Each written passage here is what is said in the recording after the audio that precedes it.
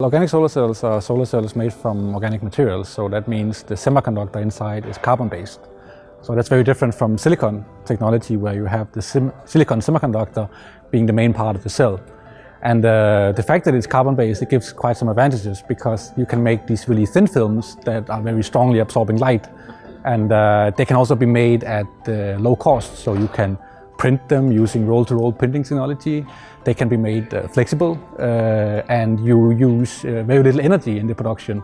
So normally silicon, for example, you have to heat up and so on to form these crystalline silicon semiconductors that you don't need for carbon-based materials. We are doing a lot now on upscaling of these from roll-to-roll technology, and then we print these kind of mini modules here. That's modules that are thin, flexible, bendable, and can be upscaled to larger dimensions. And we got a lot of support locally from Danfoss and Britt Clausen Foundation. Recently also 5 million more for improving our facilities on that. And essentially we are developing the mini modules, and with these new investments are going to improve them both in size but also in performance.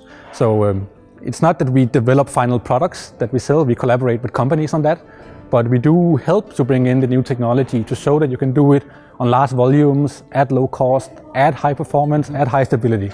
I think there's a lot of perspectives for this technology. It's really a technology where these lightweight panels are made, and again at low cost, and you can make them in different colors. You can make them semi-transparent, you can make them bendable or follow the constructions of buildings. So in principle, for all kind of building integrated PV, or even PV in cities, I would say it has a lot of potential.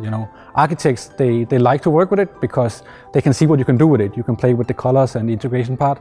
And I think, therefore, if you think about PV in the future, I think you should have a lot of PV in the cities that are OPV, and then you could maybe have these more rigid, bigger panel plants that are outside.